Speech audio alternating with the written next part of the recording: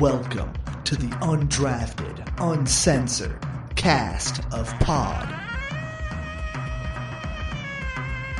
Hosted by Nick Archuleta. Mosted by Colin Zanker. And last but certainly is least, Joseph Goodwin.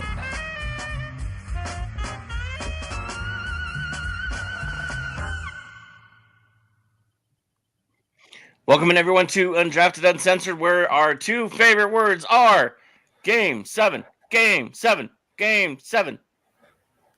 Not when it's your team, and at the same time, Nick, you are completely wrong. This is like my least favorite day of the year right now. Least favorite day of the year? What's the opposite of your birthday? You know, that's today. No, I'm actually really excited. I'm definitely also terrified. It's, you know, like that excitement, like when you're going to an interview for like a really important job, or like maybe you're about to hit like a really difficult slope. Like you're excited, but you're also terrified. I'm going to lose some weight today and I'm not going to move. Well, I'm going to lose some weight too, probably for a different reason. Much like, you know, this should be a treat. And my dog got into all the treats last night and is sick today. I think I have the pressure poops right now because I am scared crapless out of what is going to happen tonight. The Nuggets, we saw it last year. They looked like they didn't care in a game 6, and they played better this year, but they lost that game 6 thinking that they had it at home. And well, it didn't turn out too well at home, but the second half definitely didn't turn out too well. And then the Avs are going back to Dallas after they had to have a phenomenal third period, which they did, to win that game and force a game 7. But they were down, and Dallas has been a house of horrors for this Avs team. So I am scared. I am puckered. I am nervous. I really don't want to watch either of the games, but I do. Like it's a very intimidating day because they're both at the same time, and I don't know who to follow, what to watch, and which ones to go because I can't not go back and forth. There's just no way. I mean, unlike you, Joe, you have the double setup. I'm probably gonna have my phone and TV, but yeah. I'm not a happy man today. Last night, like this is how we're gonna do it. We're gonna plug this in here. We got to get a streaming box over here. You know, it's important. I'm going to be watching the Spartans play, so at least you guys get to watch it. Yeah, turn off your notifications, Nick. Because I can't. You better have them on silent because the call, you're going to get lots of updates. Really easy. That's what my watch is for. I turn the ringer off on my phone. I get the updates on my watch. I'm talking about like text message updates, probably. Maybe like I ignore those. Watch? Oh, did you ignore me and my Russell Westbrook double the other night, though? By the way, just no, I thought I mentioned something. I'm kidding. I know you did. Well, yeah, it'd be nice if he made his shots. Also, I want to like edit Colin's name down there to Colin Pressure Poops Zanker. Like if that was something that we could have done, like while Colin was talking, I would have subtly just like typed it in. Done like the really loud Nick type too, so it's obvious. But like, yeah, dude, this is gonna be crazy. Like, I feel like you need to watch them at the same time. I don't think you can afford to go back and forth. I think you almost need to maybe have a main screen and like a smaller one that you're monitoring one of the other games on, and maybe switch a little bit back and forth, or just the one that you're less. Because I feel like you want to listen to the basketball because there's more little things going on that you want to be aware of, the amount of fouls, the amount of this and that. Whereas hockey, you can follow it a little bit more visually. You know, the guy's not telling you where the puck is. Although you don't get to hear the like stick slaps and the stuff. So like that aesthetically makes me sad. I like the aesthetics of hockey better than like the aesthetics of basketball with the sneaker squeaks and shit. Yeah. So like that's kind of a tough one. Like, how do you watch it? Do you watch one, record the other, turn off all notifications, ignore all your friends? You can't. Because I don't recommend doing that. I got to wait How I Met Your Mother? Like game 2 or 3. You got the joke, Colin. Yes, I got it. Have you not seen How I Met Your Mother? That's true. That's a good They point. tried to go a whole day without watching the Super Bowl, and they ran into Emmitt Smith. Yeah, that's you can't. Yeah, no, I did it at Amazon because it was like game 2 or 3, and I was just bumping music the whole time. And luckily, my boss is not a big sports person. And then just ignore your phone on the way home. But like game 7, there's no way. I mean, if we were living in Cleveland, New York, Miami, Atlanta, like anywhere else besides Colorado, you could avoid it. Yeah. Well, and like I even saw a quick YouTube thing I didn't even mean to see. It was a slightly biased video that just said, "I'm disgusted in the Clippers," and it was because we blew them out. And I was like, "Oh, I wonder what happened exactly. Was he disgusted because they barely won? I hope not." But yeah, dude, it's a conundrum for sure, and it's terrifying. It's exciting. It's also like last year we were very confident going into game 7. We were wrong, but I feel like this year I'm way less confident in both teams. I don't know if the Avs made it to a game 7 last year, but like, dude, I'm fucking I could see 1-0 Dallas. I could see a touchdown from the Avs. I could see anything from Nuggets Clippers, man. Who fucking knows? See, this is how you do it. Okay. You put on the TV the team you're going to be comfortable with watching on your little screen, on your little phone or tablet, whatever. That's where you have the other team. So for me, that would be the Nuggets, because I'm going to pay more attention to the Avs than I am the Nuggets.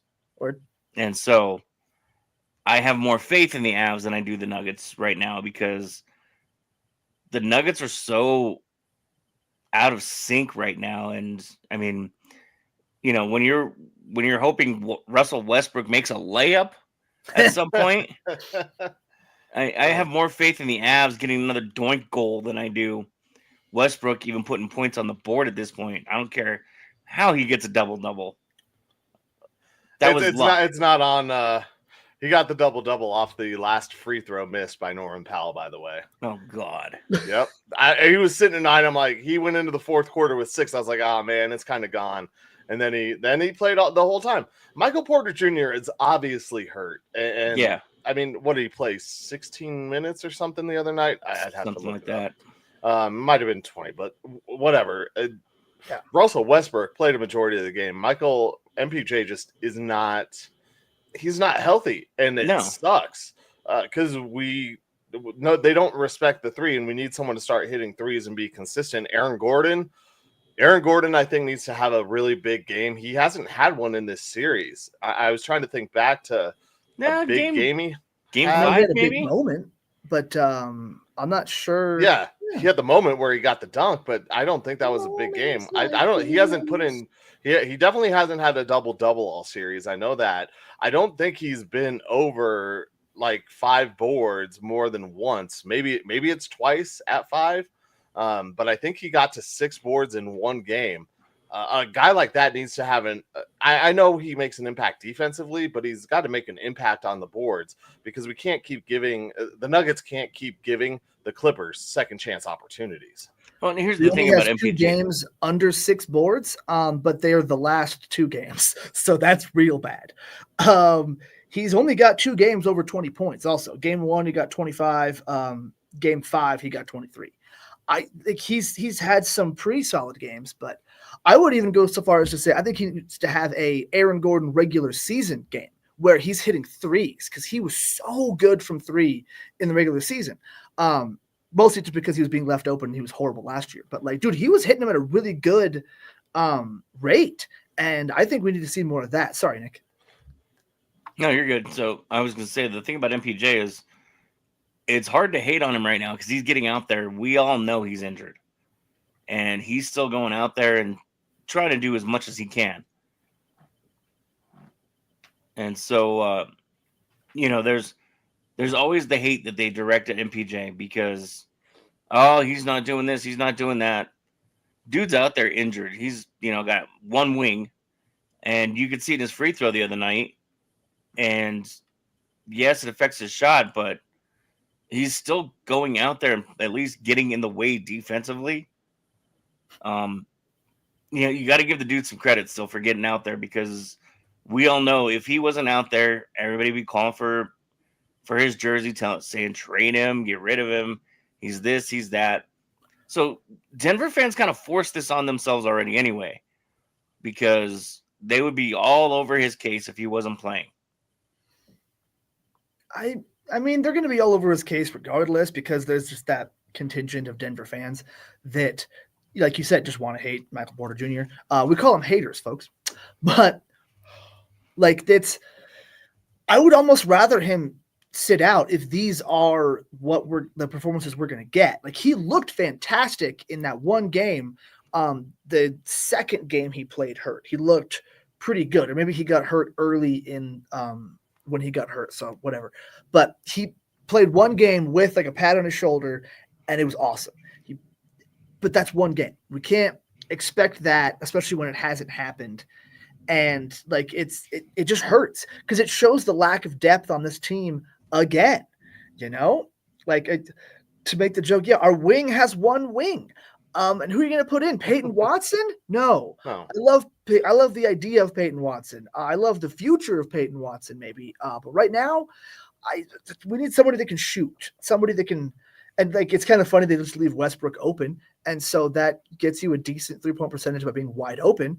I forget what it was, but Westbrook's like 3-point percentage is not very good, but his 3-point percentage on wide open, uncontested threes is actually pretty good. But like, that's not enough. That's not going to replace a $38 million player, which people would argue, and probably I would agree, he hasn't even lived up to that. So we don't even have that. We're just paying for it. And like, it's not impossible to come out with something here, but like, man, it's going to be that much more difficult because you don't have the extra rebounder. You don't have the height. You don't have the 3-point threat that Porter gives you. Well, but I mean, Porter had the one game where he had like 11 boards and 15 points. The Nuggets lost that. I think that was game 3, maybe 4. Game 3, I think. I think that's the game where he played well hurt. Yeah, but going back to Aaron Gordon real quick, when we were talking about his games, yeah, he hasn't put together a complete game, which is something that we have seen more so from Jamal Murray as of late. At least a well-rounded game, points, rebounds, assists. But we've seen a guy like Aaron Gordon get some points one game, but nothing else. It feels like he gets some rebounds and then nothing else. Like, I just don't feel like there's been a complete game from him. And game 1, maybe it was all the rest leading up and he got popped again. He did get popped again in game 1. I don't know if you guys remember that. He got hit in the face in that game too. But it's rough because Aaron Gordon is such a big part to this team. And we saw it during the regular season, even him coming off the bench, what it meant, those minutes that he played when he was coming off of the injury. So I think that's a bigger key than MPJ because Jokic will eventually stop passing it to Westbrook to shoot. Yeah. So and even then, those possessions with the way MPJ is playing, is Russell Westbrook shooting much worse than what MPJ is giving you? I mean, I'm being straight up honest. That's a good question. Yeah. So if you're just avoiding him at many costs because you're passing it to Westbrook or you're playing Westbrook and you're not giving him the ball as much, you're going to have to get more buckets in the paint. That's the other. I mean, Jokic not getting free throws. Like, what the? Every year. I know the whistles tighten up in the playoffs, but give me a break. Give me a break. But also, I'm getting sick of him constantly. The one on Zubats alone, dude. Talking about it. Oh, sorry. Go ahead. Nick, the Zubac? No, that was it. I was just saying the foul, the blatant, obvious foul underneath the bucket that should have been called in game 6, and nothing. Yeah, it's so I think there's a little bit of a delay. But yeah, like it's just and yeah, it hurts the team to constantly have him arguing like that. I feel like it makes the refs less likely to call some of these fouls. It depends. Like when he was like really mad because he got hit in the face. But also like, dude, you didn't need to foul that much. Like and that's just me personally. I get tired. I don't like floppers more than I don't like dirty players. Like I will take Draymond Green over Manu Ginobili every single time. Like that's just me personally. So maybe that's just my lack of affinity towards that kind of attitude. But like, dude, it's not as bad as like when Luka would be arguing with the refs and not getting back on defense. Jokic isn't letting it affect him in that sense. But like, I would just like to see the workman like Jokic just show up, go to work, fucking covered in scratches, and just not giving a shit. But too, the last game he had 25 points, but didn't have enough rebounds or assists. So maybe more points for you. I'd rather see the 13. 11 and 10 or something. What, Jokic from Jokic? Yeah, because he had 25, but he didn't. Well, he had the one. He had game 5 where he had 21. That was 21 rebounds. Yeah, that was nuts. Like 9 assists and like 20 some odd points or something like that. But I'm talking about like the worst case scenario Jokic. I would rather have the 13-point more rebounds and assist game than the extra amount of points. Because Zubats let him score, and it didn't seem to help the team as much. We got blown out. So, but I think that's one of the things is that when Jokic is scoring, he should be getting fouls too. Yeah, he should. And that should be have a positive effect for the Nuggets and negative effect on the Clippers, because sometimes he's out there shooting threes, but he's also in the paint getting hacked a lot more. And I'm not calling for everything to be a foul. I'm not. Yeah. I don't want this game to be riddled with whistles and the refs to take it over. But I do think if you have a superstar like Jokic and he's not getting foul shots, more than 2 foul shots in a game and sometimes 0, it's an absolute joke in the way the NBA is played today. It's a joke on the Joker. I didn't think it was that bad. I'm gonna hit that Google machine real quick. He's had 2 or less foul shots in an entire game in the playoffs. That's not okay. Yeah, I mean, I'll pull it up here real quick. But it's frustrating. It's frustrating to watch that happen, because Adelman was complaining about it the other day in his post-game presser. I'm pulling it up. But go on. Oh, it's for the season. Damn it. Yeah, I hate when AI gives you like half of the answer that you want. Jokic. And not the whole thing. It's like, he's averaged 7.7 free throws a game on the season. I don't give a shit. Game 6, 2 free throws. Not okay. That's not okay. I guarantee he was fouled more than twice. Well, once. That's once. Oh, 2 free throws. Wow. Yes, 2 free I hate throws. That more. Unless it was 2 and 1s. Game 5, he had 5 free throws, so he had 3 fouls were called. That still feels low for how much Jokic is doing dirty work in the paint. I guess he passes it out a lot, but like still, that's way too little. And so I wonder if that is the refs getting tired of him arguing when it is a foul, or I don't know, arguing when they don't agree with it as much, maybe, or just the arguments in general. I mean, we've all had that boss that won't stop ragging on little things, and you end up getting more irritated about doing those little things.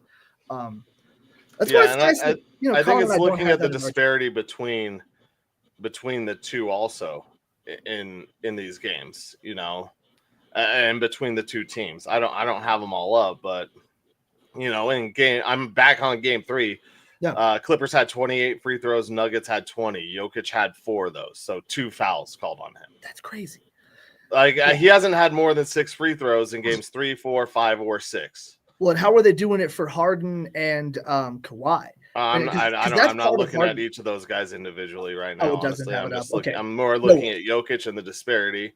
Yeah, because James Harden makes that part of his game, so I guarantee James Harden has more than Jokic. And like, if he's getting these calls and Jokic isn't, I see why Jokic is getting this frustrated. Like, it makes sense. But in game 2, I believe would be as high. He had 10 free throws. Okay. And the Nuggets had more trips to the line than the Clippers in that game. Okay. By a lot. Yeah. And then in game 1, so he's had 6 free throws in 2 games, 5 in 1, 10 in 1, and the rest have been 2. So Do they get new crew every game? I don't know, but is it just the same crew for the series? They mix them around because they're flying around different cities, so I'll see them kind of mix it around.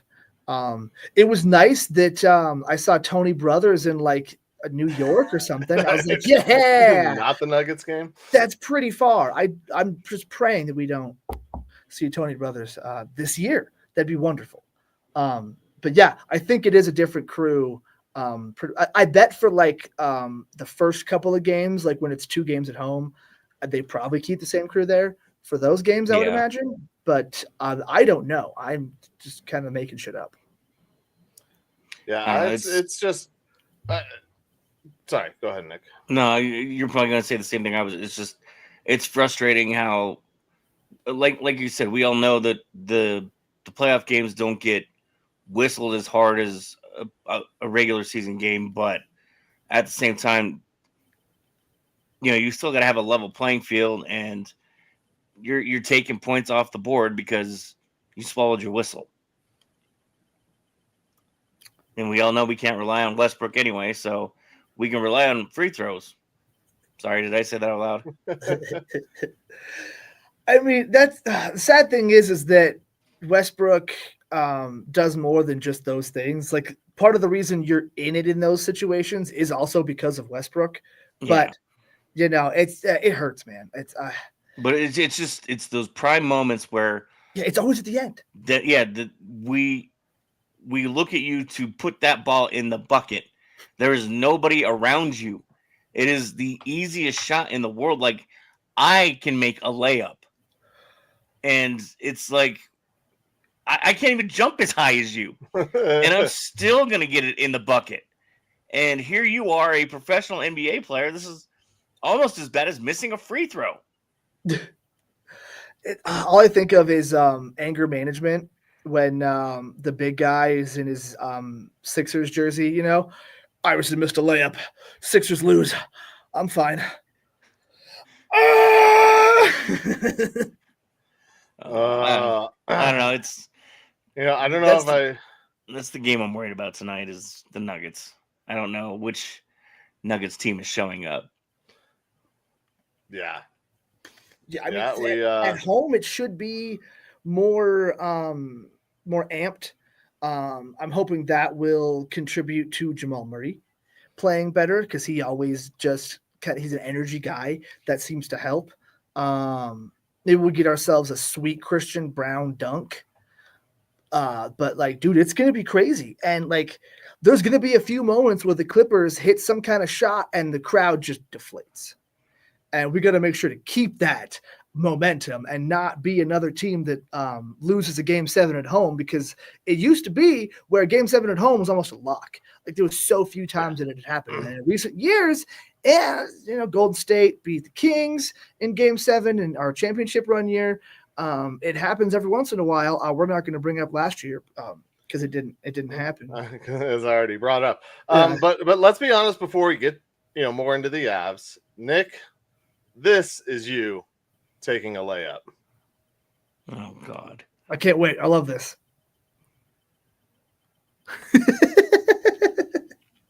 Home due towards ACL. Wait, really? Oh, come on. Here it comes. Here we'll see it again. You'll see him fall on the right-hand side. In a moment. Where'd it go? Oh, there's a guy looking at medical staff is checking him out. Yeah. Oh, there it is right here. It's right at this spot. Boom! Bam. ACL on the right. Oh, it looked like he slipped. Yeah. Like, did the kid but with did he make it? The sponge broom? I doubt it. It looked like the ball flew out of bounds. Yeah, Nick, I could make a free throw, and then there you go. I mean, granted, that could happen to either one of us, Colin. Not me. I'm far more athletic. How old are you? Than either of you right now. Oh, far more, look at me. I played men's recreational baseball every Sunday. That's recreational. Hey, I do more than that, but I'm far more athletic than either of you guys at this moment in time. Yeah. What do you bench? What's your 40? Hey, let's get our undrafted combine going. I'm down. That sounds like fun. And then we'll get business cards with our stats on it.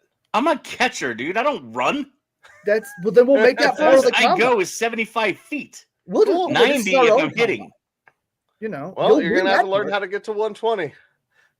No. We're doing our undrafted combine, everybody. I love this. This sounds like We've fun. been talking about this Yes. for 2 years now. So I know. No, I'm I super think down. actually, you know what? We're gonna have some kids film it. Yeah. We're gonna get some but media school. we We're gotta gonna have some find... like stupid events. You know, we only need to really have like 1 or 2 real ones, and then ow, my ACL. Ow. yeah, Ow. like Oh first my one God. tears ACL. Yeah. You know, let's do a catcher thing. I'll fucking totally lose. Oh, let's block pitches. Yeah, I'm so Okay. down. You know, Done that for years, dude. That doesn't bother me. You haven't done it in years, you mean? I guarantee Both, Nick I will haven't, win and I at have. squats. And you know what? It's like riding a bike. I bet Nick could squat either one of us, like on his shoulders. Oh yeah. On his shoulders? I don't know. I've put on a few LBs. I thought you were so much more athletic than both of us. No, I'm saying I don't know if he could. I don't know if he could squat me. Oh yeah. Oh see. man, I I don't know love if he this. get Is up on like that this is couch. our equivalent of like could 100 dudes kill a gorilla? Yeah. I don't know where that came from, but Yeah, but we're actually going to do it. You know, we're not going to fight a gorilla, but we're going to do a combat. We might fight a gorilla. I actually have a very interesting fact about that. Give me one moment. Okay. About the gorillas. Hold on. Where is it? I mean, every sports talk and podcast show has conquered this topic, so I think we're going to have to as well. I think it's dumb, but okay. Of course it is. There's so many variables. Like, yep, it's a gorilla against. I mean, I don't know. There's too many variables to. I mean, we're humans. We have different thinking. I mean, gorillas aren't that far off, but no, yeah, 100 people. That's like, you know, but it depends. You know, are they all just going to stand there and not attack because someone just got their face? Yeah, are we doing this one at a time? Like, okay. I have a lot of questions about this. Is this like a kung fu movie where everyone just waits their turn? Or Yeah. Can we just pile on? Are people going to be willing to pile on? Because then the gorilla has no chance. But like 50 people are going to die in the process. So. And one gorilla. The gorillas definitely have a huge advantage because they are in a permanent state of flatulence because of their vegetative diet. Yes. So you have to imagine that because of their permanent state of flatulence, they have an automatic like advantage upper hand. I love this because they're in that permanent state. Can you handle that much gas? I've seen that episode of Dragon Ball. All right, that guy almost won the World Martial Arts Tournament. If Krillin didn't have a nose, like, come on. You know, I'm telling you, that's it's a huge advantage to gorilla. Right. That's a massive buff that the gorilla gets. To put it in RPG terms, it's like a total defensive play right there. How close? Yeah. Can you or is get? it just a massive stand it before debuff, you just pass out? Yeah. Is this real life right now? Yeah, it is. I'm telling you. Is this real life? I think it's actually been it's solved because I don't know. I could barely handle stepping in my dog's crap this morning. Could I handle a gorilla's permanent state of flatulence for more than 10 seconds? All right, if Colin's one of the 100 people, I don't think we win. Yeah. I mean, I'll run faster than you, though, Nick. So I know I'll beat you in that one. I don't have to outrun the bear. I just have to outrun you. I just got to outrun you. I got to outrun some of the smells I've smelled over the last 20 years. We're going to run even faster. I love that. That's great. That's that's an angle I hadn't thought of. Okay, so if 100 people just take a shit on the gorilla.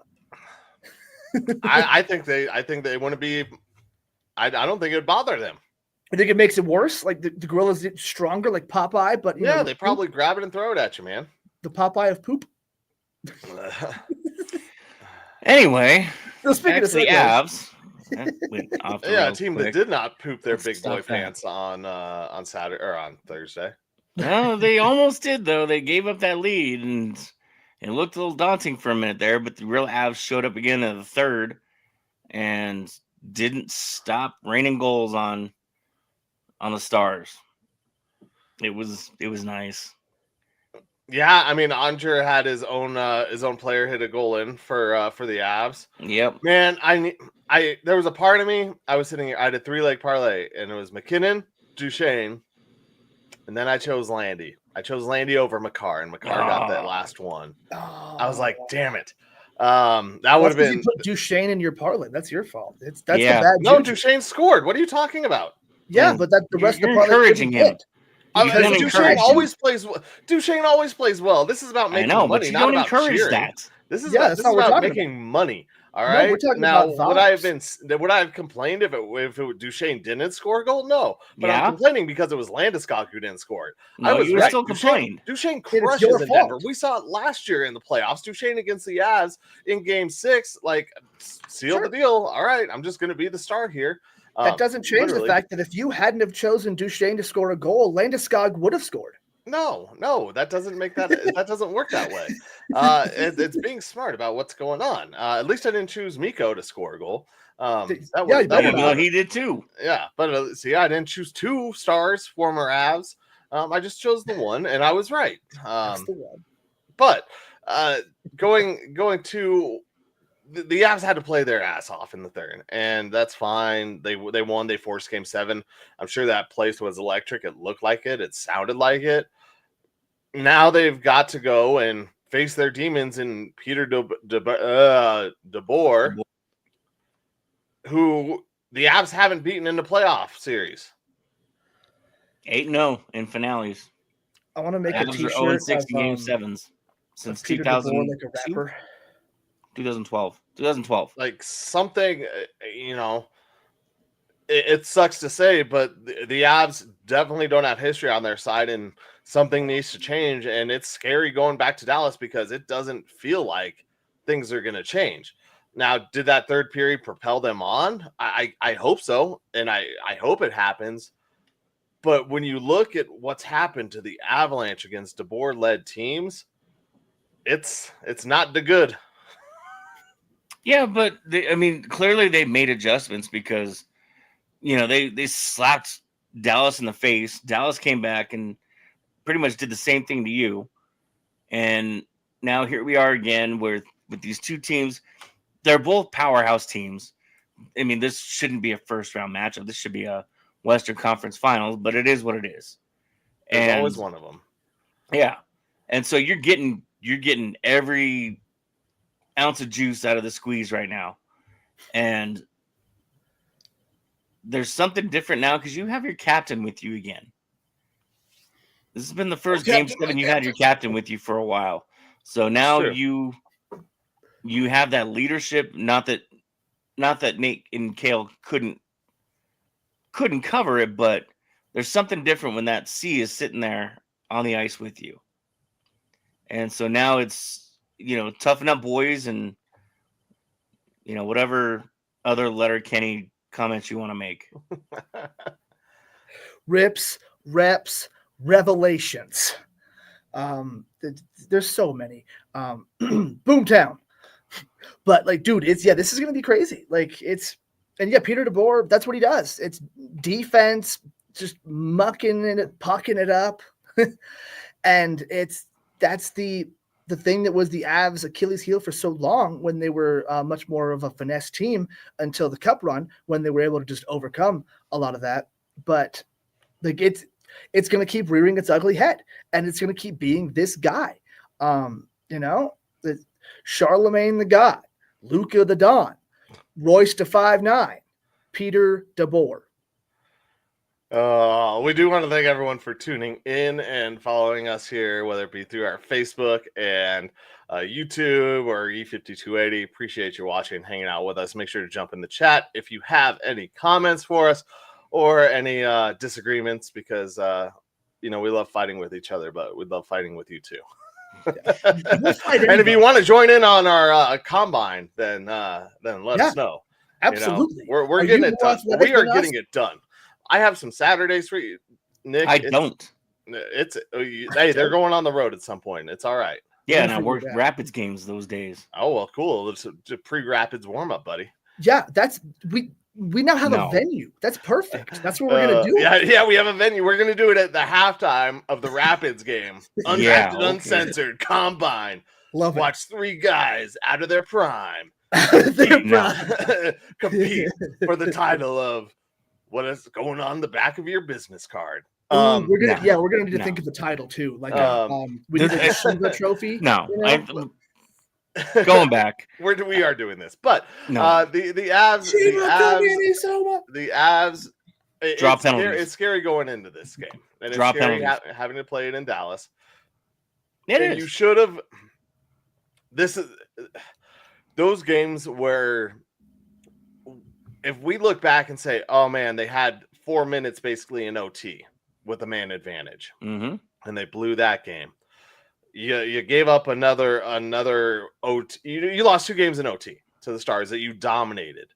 And then you get you have your captain back. When you say you have your captain back, that's very true, Nick. But the last time the captain was on a run, they weren't losing in any series. They weren't forced to any game 7s. They weren't down in any series. They had pressure on them. Yeah, I know. But I'm just saying, the last time he was there, they were beating every team handily. Besides a random shutout by a third-string goaltender who stood on his head all damn day in Nashville, I think that was. They were damn dominant. Maybe that was Edmonton. I can't remember what series it was. But the Avs dominated their way to that cup. And when you even go back earlier, we talk about the Shark, DeBoer and the Sharks series. Landeskog was there for that one. Yeah, but I'm just saying the history still doesn't look good for this team. But the history eventually has to end too. And this is a team that was designed to be more aggressive. Look at how much this team has changed since October. October to now, this is a more aggressive, bigger, better scoring team. And this is their first playoff run together. This first series is going to hurt, but at the same time, this first playoff series is against the other best team in the West. You can say all you want about the other teams that are in the playoffs right now, but this Avs team and this Stars team, these are the 2 best that you wish could have met up just for the Stanley Cup itself instead. Yeah. So here we are, and again, Landy's been through almost every situation at this point. He's seen this club go from just the shithole of what hockey could be to hoisting the Stanley Cup. And he has a way, but the Avs need to focus on not letting the non-calls get to them. And they have to do everything they can to draw those penalties, because eventually their special teams is going to get out of their funk. And right now, more than Nate being the only one to score. Yeah. And so the more you get them out there, the more you're going to force not only Dallas to be shorthanded, but you're also going to force that power play team to start putting pucks in the net instead of towards the net. Like, dude, that drove me crazy. With the 2-man advantage, couldn't do anything. With the power play going into overtime, couldn't do anything. I almost fuck it. I don't even want a power play anymore. Let's go. I 5-on-5. You know what? It's not gonna work. Try something else. I don't even want it. It's fine. No, I'm good. Yeah, Stars will get away with that's murder. that swing of momentum. If you can't score on the power play, how much energy you put into a power play opportunity, and then it almost always happens. It doesn't almost always, but it happens more often than not. It feels like the other team then scores really quickly right after that, because you just put everything you could into a power play chance, and you're down because you've had nothing. I mean, it's just like in a baseball game. You go out and put up 5 runs or something like that, and then the team comes out you're up against and puts up 8, and you're just like, well, that was worthless. Yeah, I was gonna go with, or you get bases loaded, no outs, and you don't get anybody in. Then you go out the next inning, and your squad is dead because you did not get any sort of production from that power play. That's a better example. Bases loaded, no outs, nobody gets by. It's 4th and goal, and you didn't convert. It's 1st and goal at the 1, and you don't convert. Yeah, it's 1st and goal at the 1, and you don't. Yeah, right. Public just push. Marshall Lynch. I sit here, and like I said, I mean, I'm worried. I'm obviously cheering for the Avs, but I'm worried about them going into Dallas in this game, because the history of this team, you're right, history has to change. But you know what? It took 100+ years for the White Sox to change their history. It took 90 some odd years for the Chicago Cubs to change their their luck. I hope it doesn't take that long for the Avs. I hope it happens for the Red here. Sox. Or 86 years for the Red Sox. Whatever. It took Great forever. Bambino. I'm just saying. Okay, 100 years for the Cubs, 86 for the Sox. Whatever it was. It doesn't matter. It's going to be 100 for the Rockies. And I hope it doesn't take the Avs that long to finally come away with a Game 7 victory. A Game 7 victory like I have like what total faith in them. But I'm nervous. I told you. I'm nervous puckered, too. It's I'm Game 7 over it because these guys, the Stars have proven to be an Avalanche stopper. I have faith in Bednar. I have faith in that team. Am I nervous? Yes. Am I going to show it? No, because this is again, this is a powerhouse team that they just need the right things to fall into place, and the right things falling into place for them usually result in goals. So they put themselves in the right positions. Landy's back. They're becoming a cohesive unit. Again, it's just the power play that they need to get going. And we all know Bedsy's going to find a way to get that power play unit together to finally focus on in the net instead of at the net. I hope so. I really do. To quote the great Limp Bizkit, you got to have faith. Yes. Faith is belief in something that's unseen, and we haven't seen the Avs do it recently. So, yes. No, I should have said quote Limp Bizkit quoting George Michael. Do I have faith that they can win? Yeah, but I just Dallas has something on the Avs. You can't sit scared. Can't sit scared. You sit scared, you lose. I told you, I'm puckered. I'm pressure pucker pooping. I'm ready to go. Myself. I'm ready to go. I think it's gonna be fun. We're gonna be fine. It's gonna be a victory Sunday. Can't wait.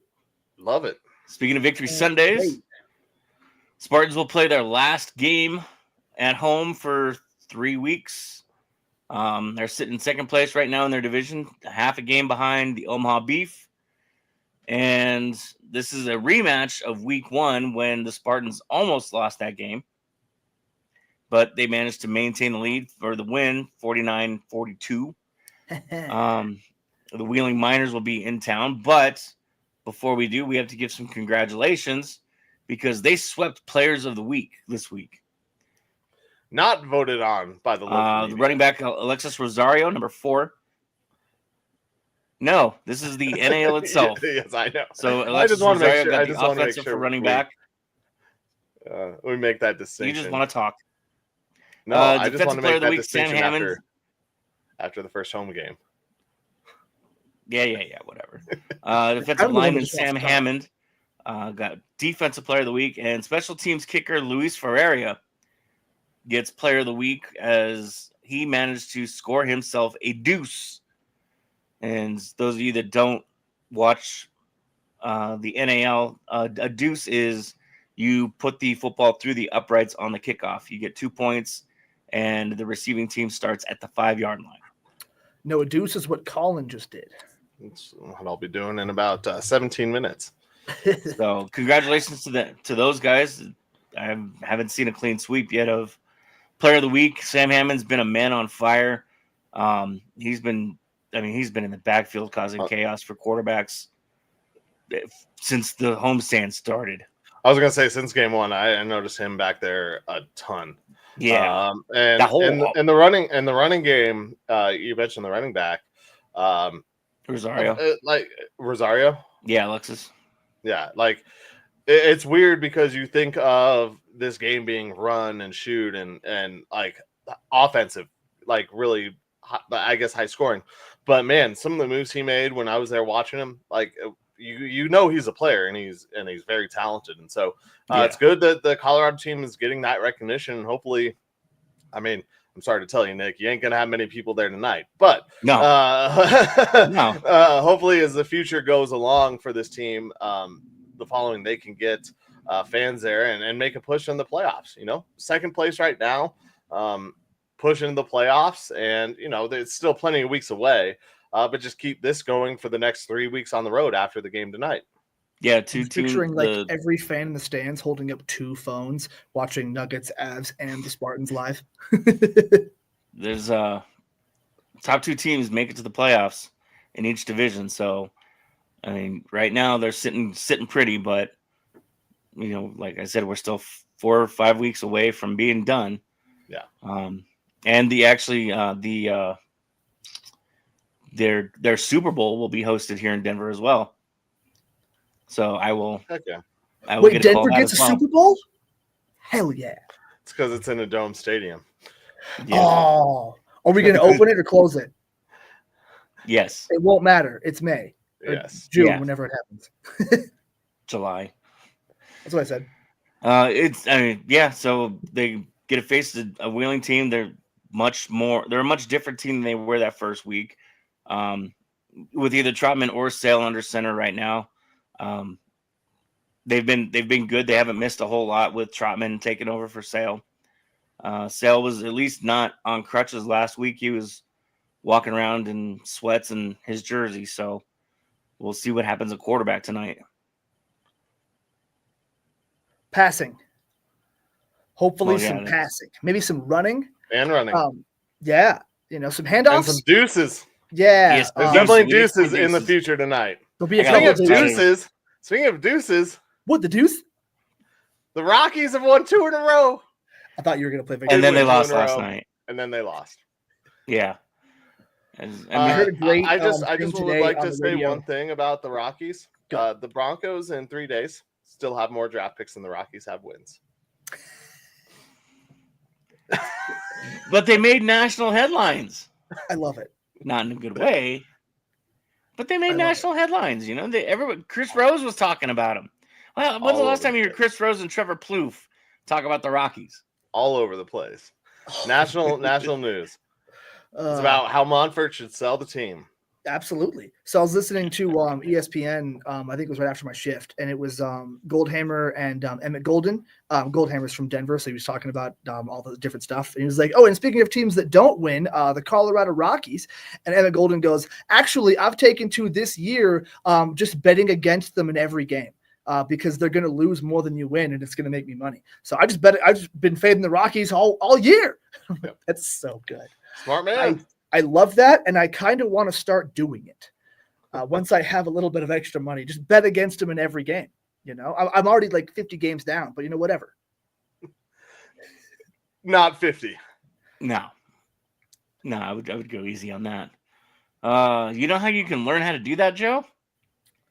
You can learn how to do that in the victory formation. Where's that? This is the victory formation. All right, boys, here we go. Best play in football. 6 right tight diamond victory on 1. Break. Okay, 3, 2, 1, it's jam. The Pick'em segment, proving that Colin Zanker is the most humble man in the history of time. Least. Featuring Nick Archuleta, wishing he was somewhere else. And Joe Goodwin, just kind of winging it. Oh, that's right, everybody. Welcome into the victory formation here on Undrafted, Uncensored, where we make real bets with fake money and keep track of it to see who has the most wins at or the largest win total at the end of the season.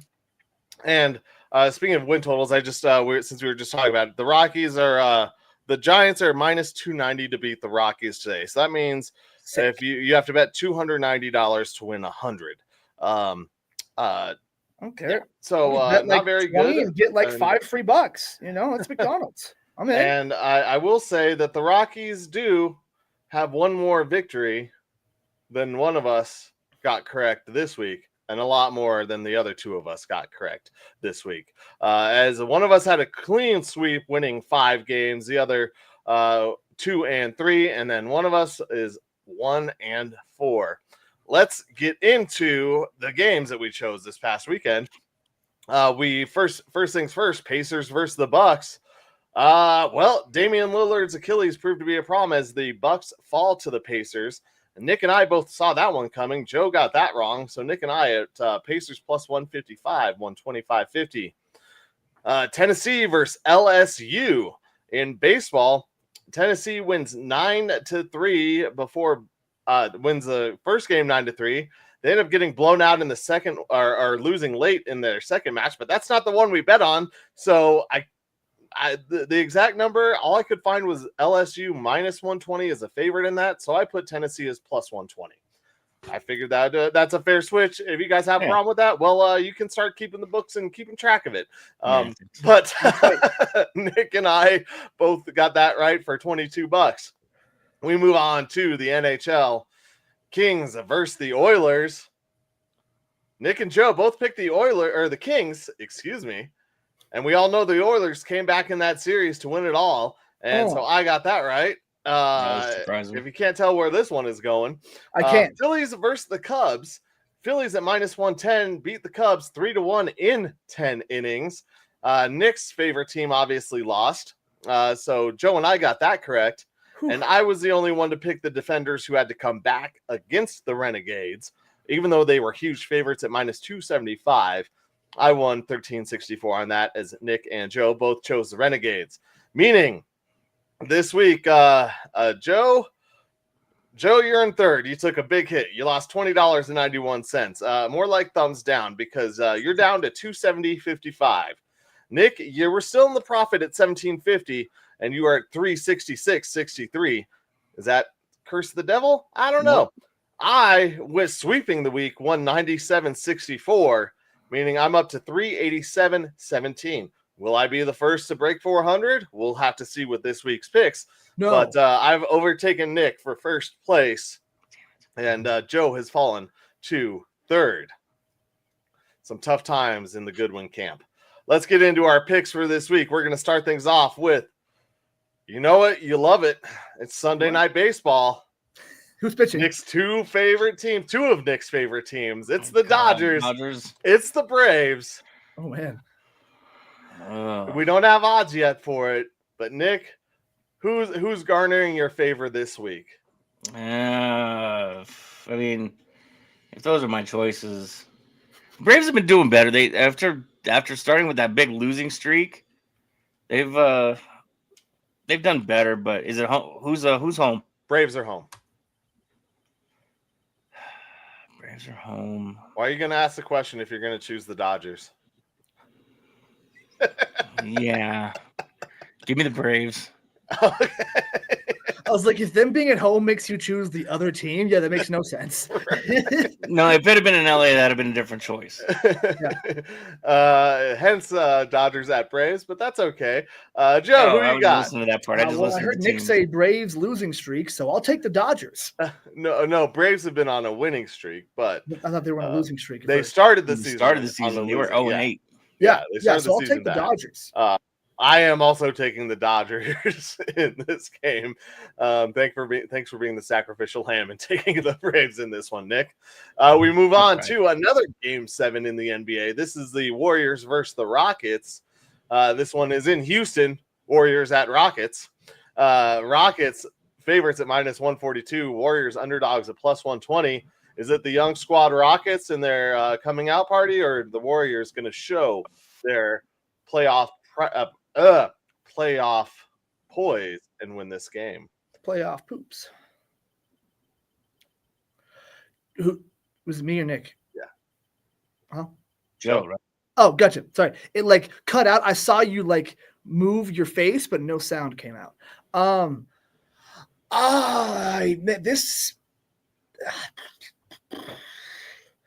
The Warriors did it a couple years ago. Granted, it's a different team. With Jimmy, they look pretty good. Steve Kerr, I think, is going to come out and do some adjustments. The Rockets looked really good, though. Do I believe in them? I hate this. I hate this so much.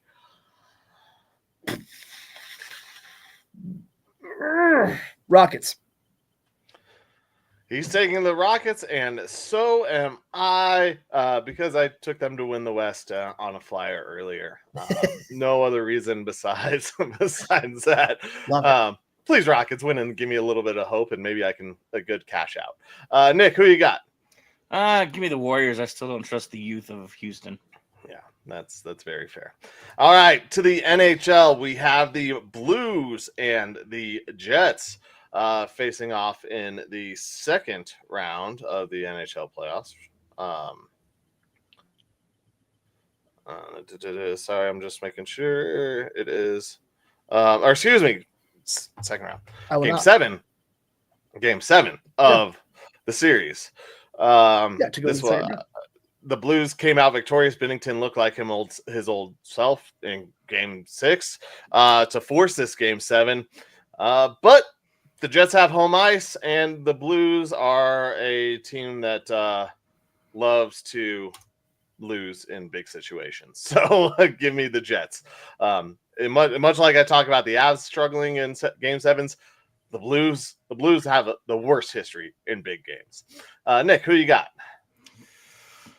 You know, I don't know why. The Blues are going to sneak by, I think. Okay. Nick's all about breaking curses this weekend. I am. love it. Hey, I love it for the hockey side. Let's not do that on the basketball side. No, Joe, who you got? Oh man, this one feels tough too. I mean, it's a close spread. Yeah, it's almost like it's a Game 7 between two good teams in the playoffs. I guess that's why they call them the Blues. Let's take them. Let's do it. JETS Canada sucks. All right, we move to college baseball. We have UCLA minus 154 favorites on the road at USC in a battle of Southern California or LA area schools. Plus 120 favorites or underdogs at home. Nick, who you got? Didn't we do this game already? Or Nope. this series? Nope. Oh, I thought we did USC, UCLA. We did UCLA versus Oregon. Oh, okay. Give me the Bruins. UCLA. Joe, who you got? Who won in the UCLA Oregon series? Do you remember? Right, Don't worry about it if you pull don't. it up momentarily. If it's quick, I don't really care that much. I think it was where'd it go? I could just go way too far. UCLA, Oregon. UCLA beat Oregon. All right, I'll take Boston. The Bruins. Nope, not doing it. Not doing it. Not doing it. All right. Well, I will break that. USC at home. Ty, I will be the sacrificial lamb on this one. I also do think that UCLA, besides play, this is that game 1 of the series, and so the home team usually has the advantage because they're trying to get their advantage in that one and then throw whoever they can later. So I think USC is going to throw their best out against UCLA. Really not just being a sacrificial lamb. USC does have a chance in this matchup, but UCLA is damn good. So we'll see. Finally, we have the DC Defenders versus the Michigan Panthers. Defenders underdogs at plus 136. Michigan Panthers favorites at home at minus 162. Joe, who you got? Michigan? You kind of have to because that's the team you chose at the start of the season. So I was going to give you crap if you chose against them. Oh, word. I don't remember that. But as a reminder, Nick's got the Brahmas, Joe's got the Stallions, and I have the Battlehawks. Michigan is the Panthers. And San Antonio. Michigan is the Panthers. So, no, I didn't pick them at the beginning of the season. I got the Stallions, you said, right? Michigan Panthers. Yeah. You said Michigan. Joe has the Stallions just now. I don't remember. I put Michigan. I think I might have said Stallions on accident, but you have Michigan. Michigan Joe. I see it right here. Okay. And St. Louis, and the only one I didn't type out was San Antonio for Nick because it's the Brahmas was shorter than that. Joe has Michigan. I have St. Louis. Nick has San Antonio. All right. I did not mean. And we're sure. Yes, I'm sure. I have not changed this at all. I did not go and type in just now. Oh no, he's changing it from the whatever. It's extremely Stallions. honestly. I think you should because that's funny. Just mix it up every Just week. change it up every week. Well, that's who you got. Yeah, I am just to going, keep as it we are sus. almost done on time, I am going with the DC Defenders. They did me well last week. Hopefully that can follow up. Nick, who you got? Ditto. Nick DC. has them ditto. Nick has a Pokemon. As we wrap up the victory formation and send this thing into space. Oh, thank y'all for hanging with us. There it is. You're welcome. Thanks everybody for tuning in today. Thank you to Michael Spellin and everybody over at e5280sports.com for hosting us. Thank you to our host. Let's try that again. Thank you to our sponsor, Pikes Peak Sports Cards. Again, Spartans play tonight. You can't be there. You can catch them on the NAL YouTube channel. The Avs will be on national TV, and the Nuggets will be on altitude. So you have a plethora of things to watch tonight, and make sure you're watching all three of them. Until then, thank you guys for tuning in. For Joe Goodwin and Colin Zanker, I'm Nick Archuleta. This has been Undrafted Uncensored. Thank you, and go Sports. Joe Collins and Joseph. Joe Collins runs. Joe Collins and good Zanker.